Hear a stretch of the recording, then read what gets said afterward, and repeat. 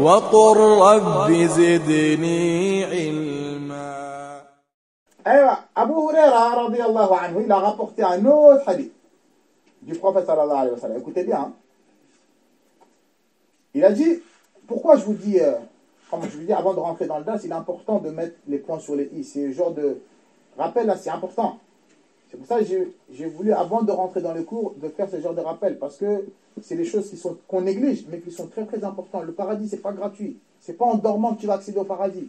Il faut être fatigué, il faut faire des efforts, il faut faire des sacrifices, il faut te lever tôt. C'est comme ça que tu vas accéder au paradis. Le paradis, il est cher. Quelque chose de cher, c'est pas facilement que tu vas l'avoir. C'est avec des épreuves, avec de la souffrance, avec des soucis. Hein? C'est comme ça que tu vas l'avoir. Le prophète sallallahu alayhi wa sallam, dans ce hadith-là que je vais citer là tout de suite, qui a été rapporté par Abu Huraira, dans Muslim, le prophète il a dit وَمَنْ بَطَّأَ بِهِ عَمَلُهُ لَمْ يُسْرِعْ بِهِ نَسَبُهُ. Le prophète sallallahu alayhi wa sallam a dit celui dont ses œuvres l'ont retardé, celui qui a été retardé par ses œuvres. De manière, toi, tu n'as pas fait de bonnes actions. Tu n'as rien fait, tu as dormi, tu as été négligent. Le prophète sallallahu alayhi wa sallam, il a dit, c'est pas ta lignée qui va te pousser vers l'avant.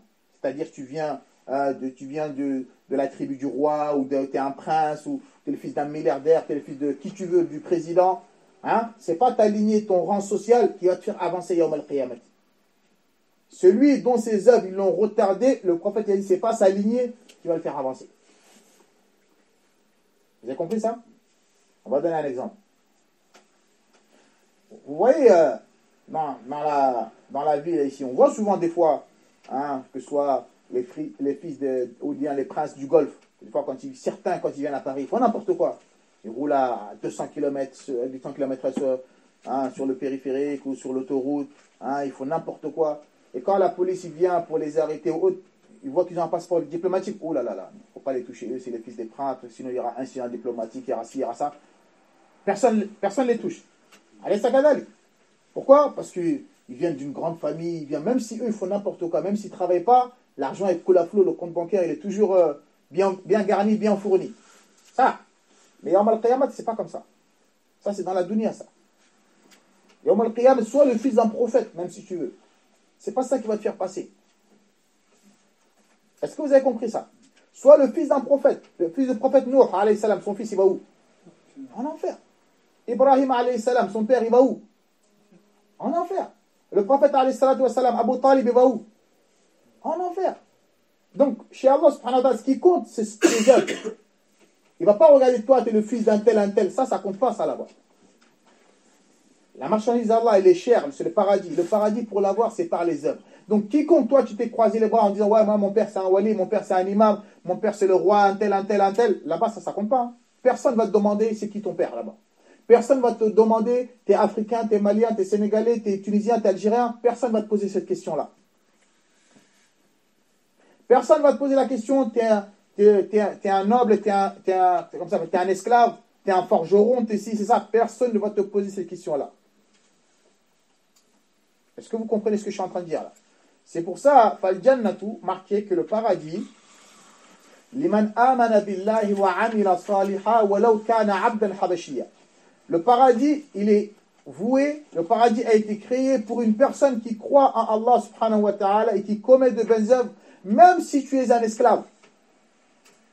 Le paradis, Allah il l'a préparé pour ceux qui croient en Allah subhanahu wa ta'ala et qui commettent de bonnes œuvres conformes à la sunna du prophète, même si ton père et tes grands-pères et tes arrière-grands-pères ce sont tous des esclaves. L'essentiel que tu as fait de bonnes œuvres. C'est ça qui compte là-bas.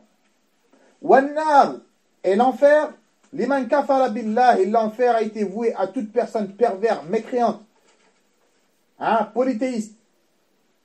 Walau kana sharifan qurashiyya, même si tu es le fils d'un notable, même si tu fais partie de la tribu de Quraysh, qui est la meilleure tribu au monde. Vous êtes d'accord avec moi? Quraysh est la meilleure tribu. Mais si tu es un mécréant, un pervers, un innovateur, tu rentreras en enfer, même si tu fais partie de la tribu de Quraysh. Même si tu fais partie de la tribu du prophète sallallahu alayhi wa sallam. Est-ce que vous avez compris ça? Hein? On va donner un exemple, Inch'Allah. Le prophète sallallahu alayhi wa sallam, il a dit à sa fille Fatima. Vous connaissez Fatima, non? Alors, Fatima, c'est la fille du prophète, c'est la fille qu'il aime le plus. Hein, c'est sa fille qu'il aime le plus. Et c'est son dernier enfant qui est décédé. Il a laissé au monde. Sinon, tous ses enfants, ils sont décédés pendant son vivant. Sauf Fatima, c'est la dernière. Elle est décédée 6 mois après le prophète sallallahu alayhi wa sallam. Fatima, le prophète, il l'aimait beaucoup. C'est sa dernière fille qui est décédée. Sinon, c'est pas son dernier enfant. C'est son dernier enfant qui est décédé. C'est Fatima. Fatima, le prophète sallallahu alayhi wa sallam, dans un hadith authentique, écoutez bien. Il a dit, Ya Fatima binti Muhammad. Toi Fatima, la fille de Muhammad, anqidhi nafsaki minan nari, fa inni la amliku laki min Allahi shay'a. Fatima, sauve ton âme du feu de l'enfer. Parce que moi, Muhammad, ton père, je ne serai pour toi d'aucune utilité. Je ne serai pour toi d'aucune utilité, Yawm al-Qiyamati, si tu n'as pas sauvé ta propre âme du feu de l'enfer. Voilà. Imagine-toi quelqu'un d'autre. Est-ce qu'il y a un père mieux que le prophète sallallahu alayhi wa sallam? Non. Il a dit à sa fille Fatima, sauve ton âme de l'enfer. Si toi tu négliges, tu dors, c'est pas moi qui est ton père Mohammed parce que tu as mon sang, c'est pas ça qui va te faire avancer, c'est pas ça qui va te faire entrer au paradis. Jamais de la vie. Là-bas, il n'y a pas de négociation en fait. Il n'y a pas de piston. Il n'y a pas de connaissance. Ça n'existe pas ça. Les malaïkas, ils ne connaissent pas, tu ne les connais pas. Eux, ce qu'ils connaissent, ce que tu as fait du bien ou mal, c'est tout. Eux, ils connaissent que ça. Est-ce que vous avez compris?